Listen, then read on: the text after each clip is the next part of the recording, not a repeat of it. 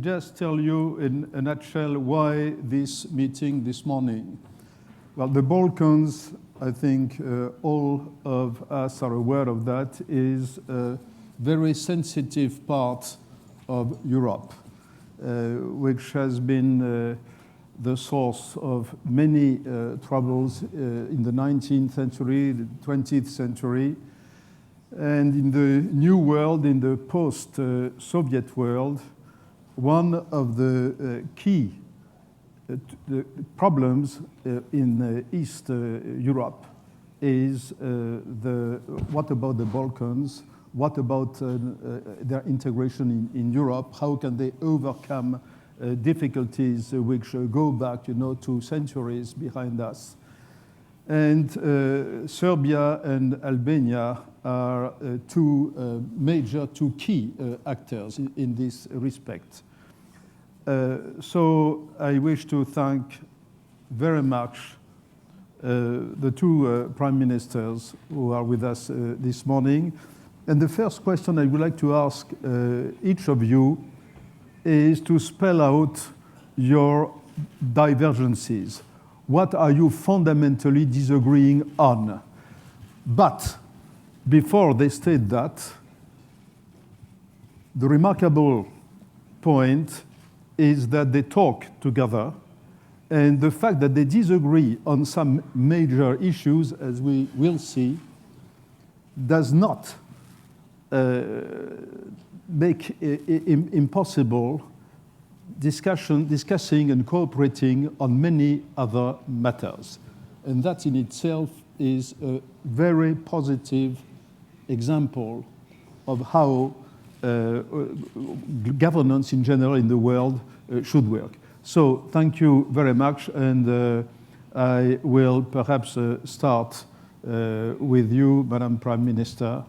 So if you can spell out what are your fundamental points of disagreement, okay, and then we will talk about, well, how to overcome some of these disagreements over time. Please. Thank you very much. Thank you for inviting me to this important event. I would also like to send the regards from the President of Serbia, Mr. Aleksandar Vučić, my predecessor. And he has been basically the person who has, along with Mr. Rama, initiated after decades and decades this dialogue between Albania and Serbia.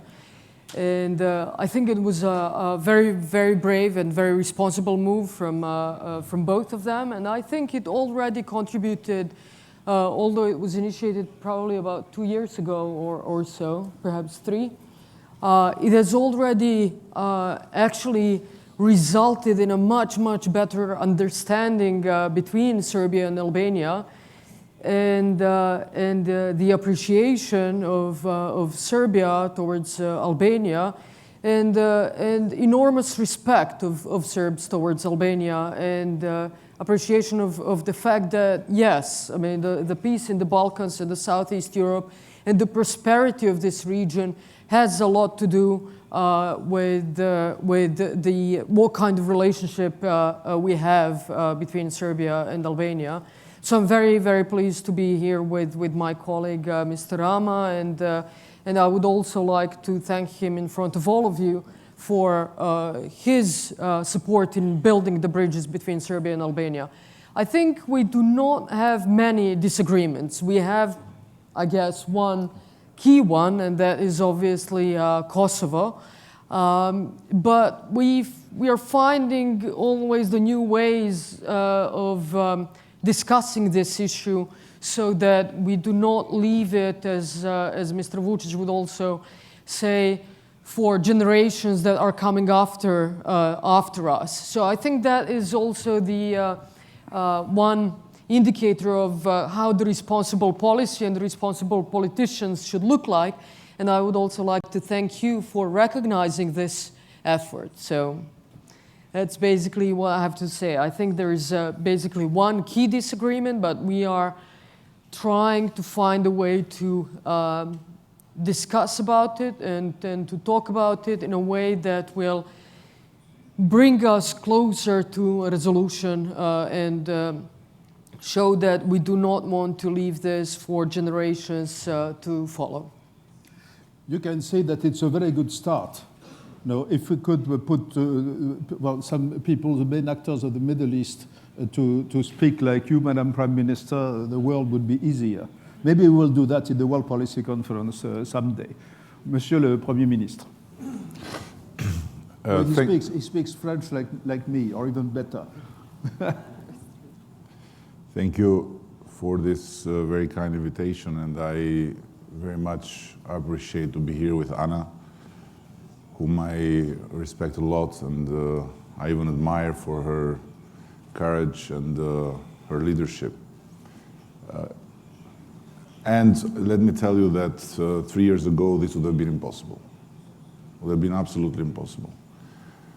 3 years ago, we were still living totally apart, not only between us, but also in the broader sense of the region.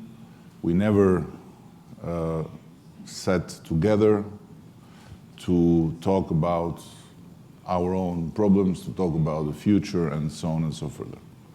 And then I decided to visit Belgrade, 68 years after the last official visit, which was kind of not easy thing to do, and in a very tense atmosphere. But it opened the path, and then the then Prime Minister Aleksandar Vučić came to Tirana, first official visit ever between two neighbors. And so we started also in parallel the so-called Berlin process, through which for the first time in history we found ourselves all together around the table in Berlin, invited by the Chancellor to talk about regional cooperation and not to talk about borders and conflicts and what has separated us from many, many decades. So it was not easy. And as a matter of fact, there is nothing historical meeting today, which is great, because when we would meet in Belgrade or in Tirana or in Berlin, it was, historical pictures. Now it's not historical. It's boring to the point that journalists would even not be running to come and to see us how we meet. So this is the great side of it. Of course, we have a fundamental disagreement, as Anna said, on Kosovo. But again, even in this aspect, there is a lot of improvement because there is a continuing dialogue between Belgrade and Pristina. People sit together, people talk, although they practically are in a fundamental disagreement with each other. It doesn't impede to be around one table and to talk about not only this, but also many other things. And what I would see as a very positive reflection of it is how much things are changing in the level of the population. So people are not anymore so much frustrated and so much not frightened, but reluctant to meet with each other, to go and come, to build business projects, to have cultural projects and so on. So it's a way to live in the Balkans which is new, which is fundamentally in discontinuity with our culture of living in the past. I remember one thing, and I don't want, I hope, because he also was a great friend, another Prime Minister of Serbia. Some more years ago, we were in a kind of meeting like this, and also the Prime Minister of Kosovo was invited. And we were in the lobby having some coffee, and when we had to walk out, they just had to cross in the door. So it was impossible to not see each other. So it was a handshake that happened, and then I don't know how many times The guy tried to tell how many journalists that this was completely coincidental, that he didn't like it, but he had to get the way. So this was the time not far away. No? I'm talking about 7, 8 years before. So it's a completely new time. So we have agreed to disagree on one fundamental issue, but we have also agreed to work and build upon and in the same time trying to find the way to make people live in a much more relaxed and much less tense atmosphere with each other. Well, thank you very much. There is a very renowned French historian who, after the fall of the Soviet external empire and then the Soviet Union itself, said, well, that's good news for historians because it shows that there is still a future for that profession. But there is also a bad news, and the bad news is that they will have to work again on the history of the Balkans. So I assume that the disagreement on Kosovo is to a large extent based on historical considerations. So you said that you disagree, you have agreed to disagree on Kosovo. Can you be more specific on the exact nature of the disagreement as of today? Yeah? You have devoted the audience to have a fight here, but I'm... No. I will interpose myself. I'm very afraid you'll not succeed. No, it's now. I will be going one step forward and then she will follow. No, it's the history is known, and nowadays Kosovo is a republic that is recognized by many countries, and of course, United States and many of the European countries, France, and others have recognized it, and in the same time. There are other countries that have not. But it's a reality. So it's there, it's working like an independent, sovereign state with its own institutions.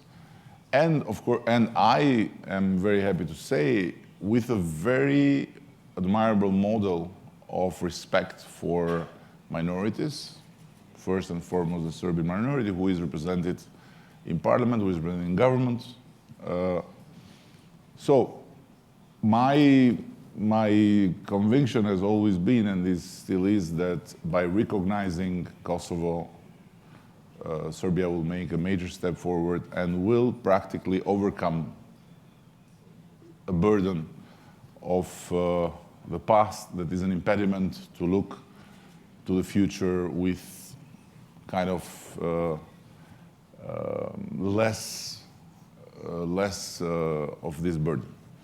Of course, this is our side, this is my side, but at the same time, I have to recognize, before Anna takes the floor, that there is an effort which is considerable on the Serbian side by the president, first and foremost, to open a dialogue within the country about going forward in this process, and to somehow consider that in this process there is a need to not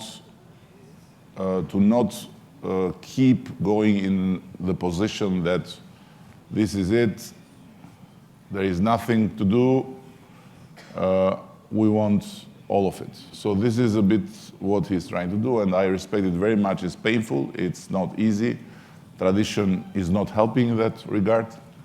But sooner the better, the solution would I think, relax fundamentally everything and everyone. And the last point I have to say is now our major challenge and problem is not with each other. is with EU. So we happened to be in a situation where when the EU was in a very good shape and was ready, we were the bad guys. Now we are the good guys, but the EU is not anymore in good shape. So I don't know where and when we will find each other in the situation to be both sides ready to embrace, because it's going like, we want to marry you, but we don't want to negotiate with you, we don't want to talk with you because we have some problems. So we are candidates to marry, but we are not talking. So I hope this will come soon. Well, of course, not all European countries recognized Kosovo, in particular Spain, if I am not mistaken, for reasons that everybody understands better today. But before I give the floor to Madam Prime Minister, frankly speaking, do you think that so far the history of independent Kosovo is a success story? What do you mean by that? Well, in all aspects, security, trafficking of all kinds, instability. No, I think, first of all, it's a new state. So, and let me tell you very frankly, it has become kind of a very easy trend to connect corruption and crime and trafficking and all this with the Balkans.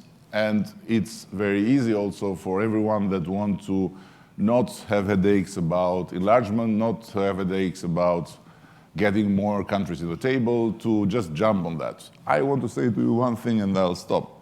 I saw a report of the European Commission on corruption within EU. The numbers are bigger than the GDP of all our countries.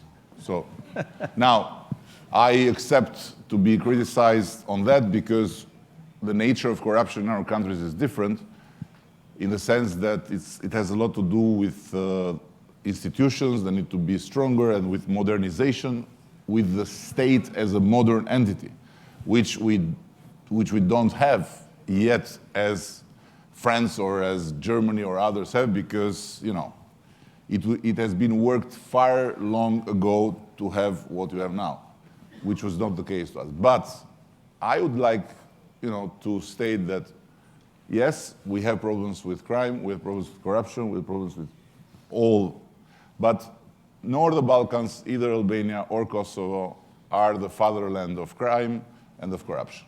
So if we'll then try to find the fatherland, I don't know if it is one, but it is not in the Balkans, it is not in Albania, it's not in Kosovo. Thank you very much. Madam Prime Minister, I have visited myself Serbia and Kosovo. I have been there, including the Champ des Merles. I don't know how it's called in English, Champ des Merles, the Champ des Merles. You said I speak French better than you. So it's supposed to be the cradle of Serbia. It is the battle which is considered to be at the source of the origin of Serbia. Is this separation still considered as a terrible wound? The Kosovo issue is still as sensitive as it was, I would say, 10 years ago. My impression is that it was a bit softened, but maybe I am wrong. I think it's still very, very sensitive, and it will. I think it will always be a very, very emotional issue for Serbia. I mean, the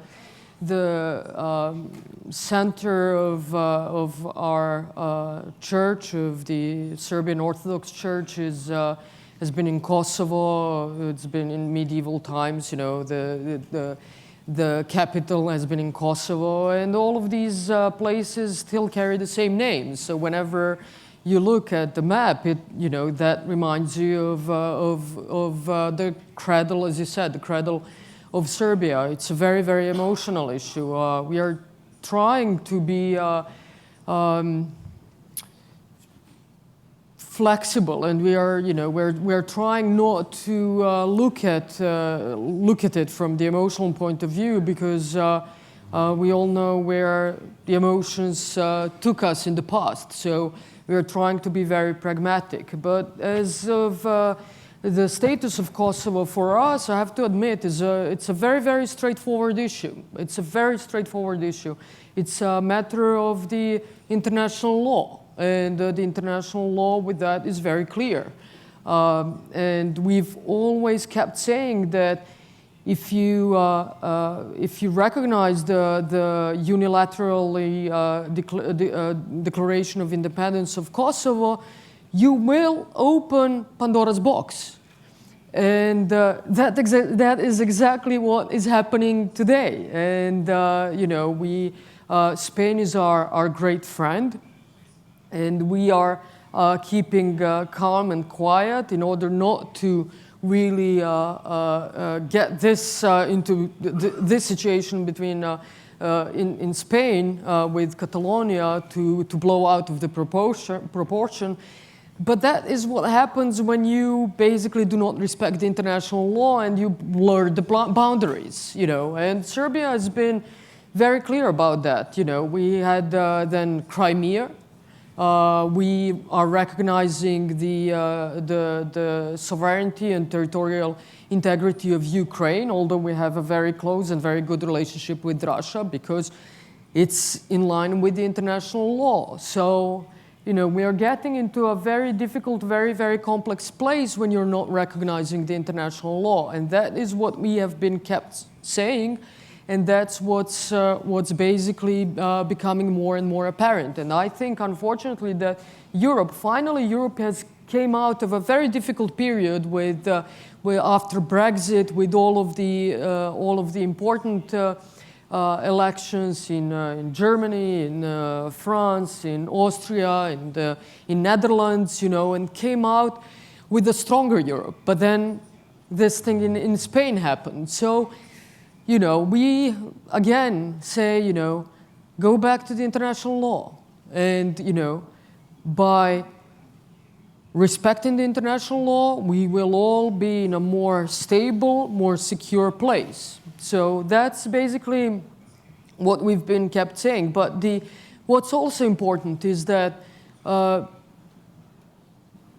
we have what we have today. And again, also the Serbs in Kosovo have been very proved to be very responsible politicians and basically joined the current government in Pristina because first and foremost we have to think about the quality of life, and the security and the safety of all people living there. So maintaining that, I don't think Serbia can ever recognize independence of Kosovo, because again, we think that would even further open the Pandora's box.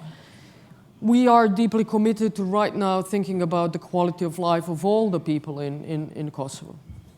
Well, I think that many outside analysts agree that from the international law viewpoint, there is a real issue. I mean, that's... But we're not going to talk about that here. I suggest that we switch to the European Union and the aspiration that both countries, Serbia and Albania, have to join the European Union at some stage. Now the question is will these problems, the Kosovo problem, will it be dissolved in the European Union if the European Union enlarges further to include, to integrate both countries? Or will it be the reverse, that is the beginning of disintegration of the European Union? That's a very serious issue because after the collapse of the Soviet Union, we have had to enlarge very, very quickly. And that's one major reason for the current difficulties of the European Union. We have been, in a way, forced to enlarge too fast. And today, there is a degree of heterogeneity within the European Union and governance issues which are quite difficult to overcome. So, in fact, Prime Minister Rama alluded to that a few minutes ago. So my question to both of you is well, you said that you will never, Serbia will never recognize Kosovo. Of course, this never it depends on further historical developments, including the European Union. So can we now ask both of you how you see your own future with the European Union? What should we do, by the way, the European Union today? And how could we have a process that gradually over time would allow to smoothly remove the problem? So, first of all, I would say that it's a different historical moment, and comparing the fast enlargement of the beginning with the need to complete the process is not very accurate, I would say. It's not about enlargement in this case, it's about completion. Because of many reasons, but I would try to concentrate them in the first and foremost strategic need for Europe to complete and to not let the Balkans stay like a gray zone where other actors can have their hands and can promote their agendas and can create disruption. Because secondly, we live in a time where, as the very distinguished friend of this World Conference Forum policy, the Patriarch remembered, is also very much connected with how different religions live together and how different communities with different faiths succeed to not disrupt. And let not forget that the Balkans are the most diverse area in Europe in terms of religion. So the Muslims in the Balkans are the most, let's say, pro-European Muslims you can find in the Muslim world, and the Albanian Muslims are the most pro-American. So our Muslims are more pro-American than Texans. But it's not something that may stay there forever, and it has not to be taken for granted, because others are also trying to. So radicalism and disruption in different ways can come. And then will be, as it has always been, not just the Balkan problem, but the European problem. Will be a problem for Europe. And thirdly, it's also very important to complete the project exactly for the same reason that anti-European or anti-enlargement or whatever are trying to say. Exactly for more safe and secure Europe, for more safe and secure France or Germany or whatever, the Balkans need to be part of this project. Because otherwise they risk to be platforms for different disruption. So this is strategic. On the other hand, I understand, and we understand that having all the headaches and having all the problems Europe is facing with newcomers, it's not very sexy to imagine to extend the table with Serbs and Albanians and Macedonians and others that will come and will make the family go beyond 30 members, and then imagine to have Albanians or Serbs vetoing something. I know, it's not, but in the same time, it's exactly the reason why Europe has to reform and has to change. I fully understand, I fully agree, I am fully sympathetic with what President Macron is trying to promote as a different way of making the Union work. Because, let's face it, it can't be like the grandfather or the grandmother, you know who they might be in the European Union context, and then the parents and then the children have the same vote. And then you have a kid there saying, no, I veto you, so no budget for the family. I understand it, we understand it, but at the same time, what I can't understand is the negotiation between European Union and Albania yet, or Macedonia, or the other countries that are not negotiating. Serbia is negotiating, and Montenegro is negotiating. With all the, but we are in a position that we are EU candidate country. So we are candidate to marry. We are told that we will marry, and we are being told what we will not talk. So how this will happen? Because negotiating is not enlarging, so it's not of any obligation. They can say, okay, we're negotiating, you are not ready, so you have to do this and that and that, and then I'll see again. But not talking is completely ununderstandable. So this is a bit the picture I would. Madam? Firstly, I completely agree with Eddie. I think that Southeast Europe, or as we now usually refer to it, the Western Balkans, needs EU. At the same time, I think that EU needs Western Balkans. I think probably equally, because of the also safety and security, and because it will make Europe whole. So Serbia has started the negotiations. We've now opened 10 chapters out of 35. We hope to have 3 to 5 more opened by the end of the year.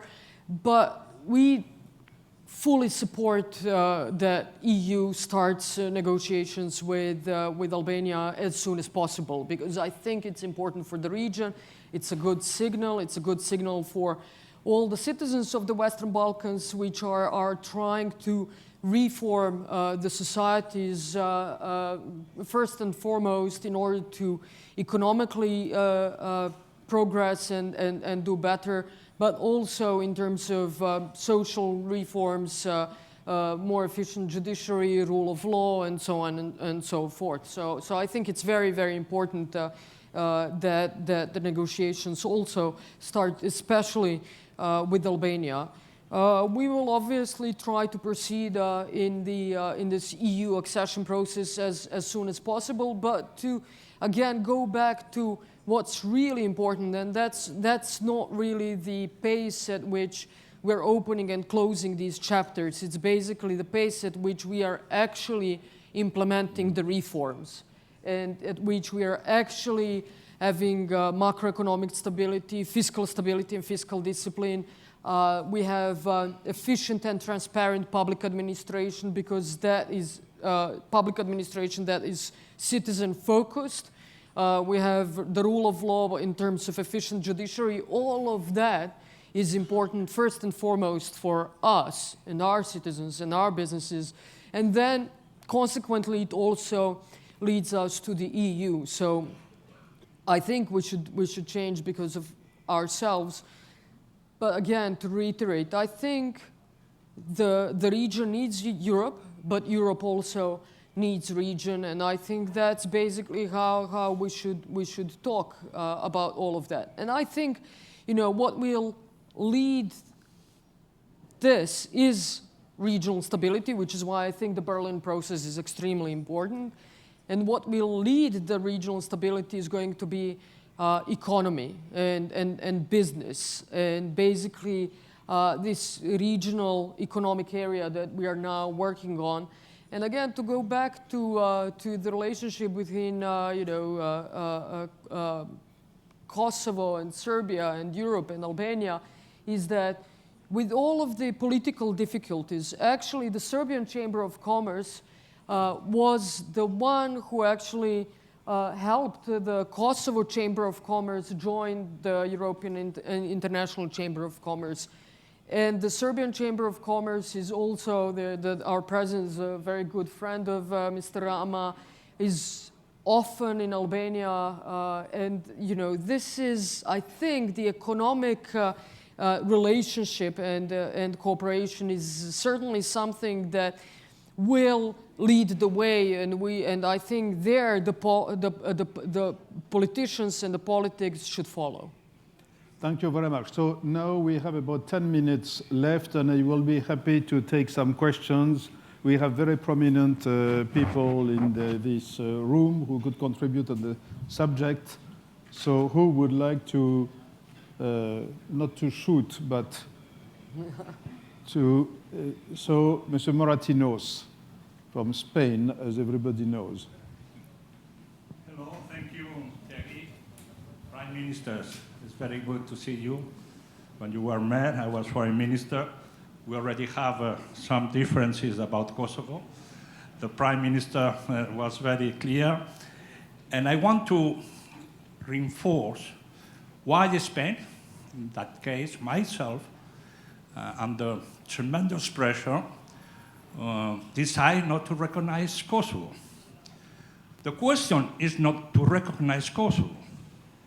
The question is how to recognize Kosovo. And UDI, my dear friends, it was a non-existent instrument till the Kosovo affair. Unilateral declaration of independence. It was not very much used. And out of the box, the international community decided that a territory, a community, a country, a nation could have a unilateral declaration of independence. So UDI is the perverse element that have created, as the Prime Minister of Serbia has said, opened the box for other circumstances like South Ossetia, Abkhazia, Crimea, and now our dear Catalonia. So the point is not how to recognize. The question is how you use international law and how you engage parties to negotiate to find an agreement within the legal framework. That's what is going on in Spain. And I think we all in the European Union and in the international community should have a second thought. Because when I was addressing my colleagues in the Council of Ministers in Brussels, I said the UDI of Kosovo will be like a boomerang. They will come back to us in a very fierce way. Thank you. I said, wait a minute. I'm very happy to see you after so long time. But please don't blame Kosovo for Catalonia, because this would be to go too far. Once, and second, don't put on Kosovo the burden of Crimea and South Ossetia and all this, because it has nothing to do. So I'm not going to enter in the reasons why the recognition made by all the countries that recognized was the right thing to do. I'm not going to tell Anna that never is not a word, that because I'm sure we'll be alive when Kosovo will be recognized by Serbia. I don't know in which way yet, but I'm sure. It can't stand like that. And thirdly, I want to underline something. We did not become angels out of having had devil predecessors. Meaning what we are doing in the region is not because of us being different completely from our predecessors that made wars, that made many other things that we would not do, but because in this region there is a general strong feeling about Europe. So this region is the place to see how much Europe is attractive to people that know what war means, to people that has seen wars, to people that have seen how badly things turn because of wars. And that's why I would reiterate the very fact that also the European integration process will help to smooth this, let's say, discontent or this disagreement between the countries, because at the end, once we might be part of it, you know, I think, and I don't want to offend anyone, but I think that Europe, for us in the region, is a project of peace, and that's why we love it. people in Europe that want to go all over the place and blow it up, they didn't see wars and they are kind of spoiled because of the big wealth they have. This is my... Thank you. We now have 5 minutes left. So you want to say something briefly? Yeah, sure. I actually, yes, I want to react. I think that, you know, that is exactly the case. I mean, when you introduce UDI and you recognize it, and Eddie or someone else can say, well, you know, this is not the same, Crimea is different than Catalonia, and South Ossetia is different than Kosovo, etc. But you no longer, you've basically annulled the international law and you've annulled the standards. And so all of us and all of the countries individually can now pick and choose. Who do you want to recognize? Who do you want to support? Who you don't want to support? And it's a mess. Yes. And we are living right now in a very difficult situation where obviously Eddie and I will disagree about why is this the same or why is it different. But it's subjective. And international law cannot be subjective. It has to recognize certain standards. And so I call on everyone else who is to respect the standards. If you've introduced the new standards, then respect these new standards. Or go back, from what I would advise, and respect the international law. And we would all be living in a much more stable, much more predictable, much more transparent world, and certainly much more transparent and predictable and stable Europe. Well, I think here we are really at the core of the governance issue, that is the idea of rules of the game, international law, etc., etc. Because there is a point, whether we like it or not, which has nothing to do blaming X or Y, but the problem is about the rules of the game, you know. So let us agree to disagree on this. Now my problem is that we have 3 minutes and 38 seconds. I have Friedberg, Pflüger, I have Steve Erlanger who want to talk, and the answer. So I ask the two of you to be very, very, very short. Just the point, very short. Try my very best. I absolutely agree that you have many points to disagree on those things. And I think the whole tone that you have set here, Edi and Anna, not looking to the principles and discussing the principles first, but to look for regional projects for the Berlin process, to work constructively on the issues for the people, is the best way. And while you said, Prime Minister, that this is not a historic day that you meet here, but we are all witnessing here that we are in a historic process of reconciliation. And while Europe turns to nationalism, as Thierry has found out, I think we see here a great example that you go forward with coming closer together. And next year, or in 5 years, we will have the Prime Minister from Kosovo here, perhaps, and then we do history. No, I hoped as a German you would contradict the Spanish. I thought I found someone that would contradict the Spanish friend. Erlanger. Merci, Thierry. I'm Steve Erlanger from the New York Times, and I had the professional problem of covering your war from Belgrade and Pristina. And the war is the word you haven't used. And that's the question. It wasn't just a UDI, it was a civil war. And people didn't like the way it was being repressed. And NATO intervened on one side of a civil war. One side won, and one side lost. It's not just a matter of international law, and it's not just a matter of UDI. It's a matter of, do wars have consequences that last? Which raises the question, that's what I want to ask you, if this is true of Kosovo, if Kosovo is going to be a fact produced by a war, then what about Crimea, South Ossetia, and others? Thank you. Well, well. Okay, so if 20 seconds to each of you to answer that question. I can say in 20 seconds that we all love you, Thierry. You love whom? We all love you. Me? Of course. That's a good start. You say the same? I would say that this is too much of a simplification and is really not going really deeply and comprehensively into this whole issue. It's certainly not enough for 20 seconds to go into it.